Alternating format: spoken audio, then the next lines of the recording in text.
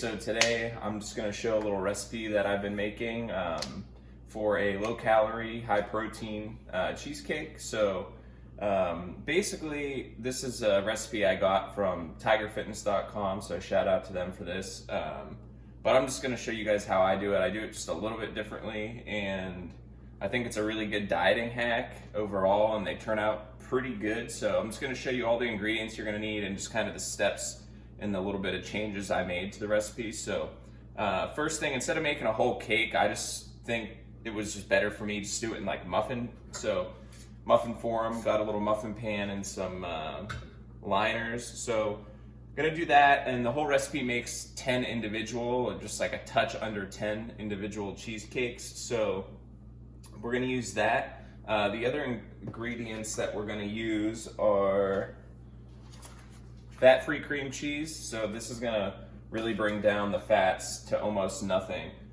So we got the fat-free cream cheese. We're gonna use fat-free Greek yogurt. Use whatever brand you want. I like the Folier just because it's kind of thicker and it just helps the consistency more. Compared to some are a little watery. This stuff's thick, so it works well. A sugar-free sweetener, Splenda, whatever. I'm gonna use stevia.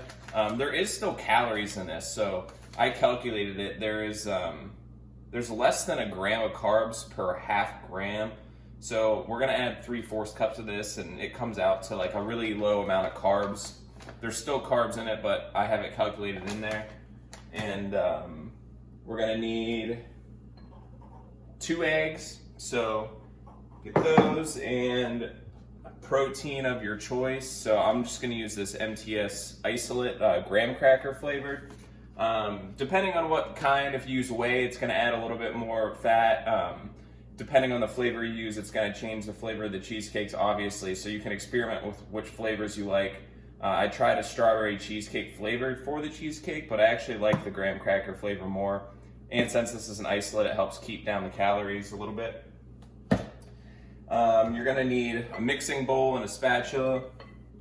Obviously, a food scale to weigh everything. I'm gonna use this hand mixer to like kind of mix things as we go. You don't need to use a hand mixer, it just helps get the clumps out of stuff. And measuring cup, and I think that's everything we need. So the macros on this, once it's all said and done, per serving it's 105 calories, 6.7 carbs, 1.2 fats, and 14.6 protein. So it's really low in fat and carbs and pretty good amount of protein per cheesecake, so it's great. First thing we're gonna do is get the mixing bowl, and we need 12 ounces of the fat-free cream cheese. It's good to have it kind of like room temperature warm. I'm gonna pop the 12 ounces in here and throw it in the microwave for like 55 seconds to a minute, and then I'm gonna mix that up and we'll continue from there. All right, cream cheese just came out of the microwave, so I'm gonna use the hand mixer, get this mixed, and we'll continue. Next, make sure you also preheat your oven to 325 degrees. I didn't say that earlier, but that's where we're gonna cook it at for about 24 minutes. I'm gonna try 24 minutes. I did 30 once and 25 minutes once, and I think 24 minutes will be the sweet spot, but it just depends on the texture you like. So I suggest probably around 24 to 25 minutes, but let's get this mixed up.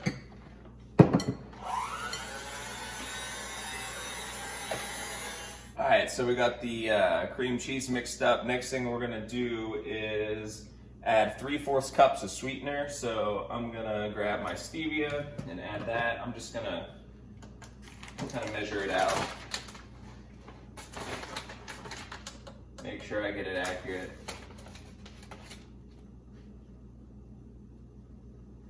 14, then we need another 7. It's gonna be about 22 grams for me here. All right, sweetener's in, so now I'm gonna add 2.5 scoops of protein.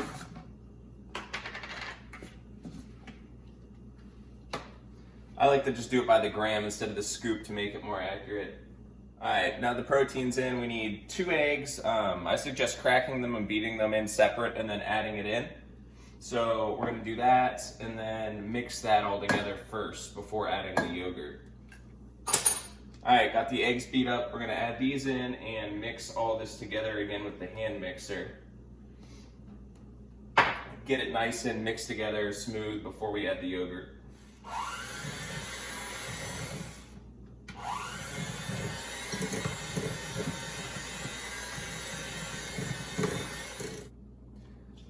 All right, now that we got those ingredients mixed together, we're just gonna do 12 ounces of the fat-free Greek yogurt. This is why your scale comes in handy. All right, we got our yogurt in, let's mix that in.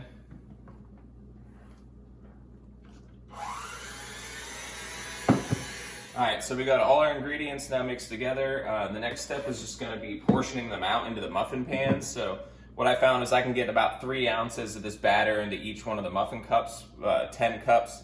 The 10th cup might have a little bit less, but that's why it's good to have this rubber spatula just to kind of help scrape the bowl out and portion everything. So also, like I said, you don't need the hand mixer. It just helps get everything like really smooth and get all the clumps out. So I'm gonna portion all these out and then pop them in the oven.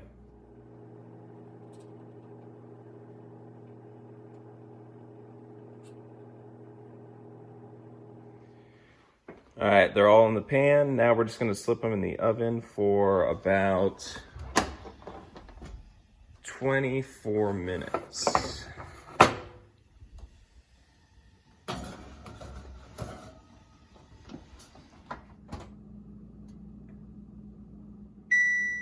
All right, so this is what they're looking like after 24 minutes. I'm gonna let them sit in this baking pan for 5 minutes and just kind of let them sit with some more heat with the pan. And then after 5 minutes, I'm gonna pull them out and let them sit on the counter for an hour before I put them in the fridge.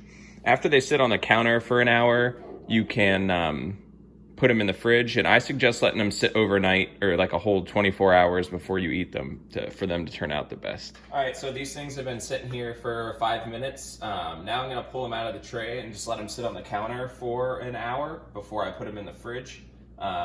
I'm gonna just use a fork and gently pull them out. They're still kind of mushy at this point because they haven't set, so you just kind of have to be careful with, don't like try to dump them out, you know?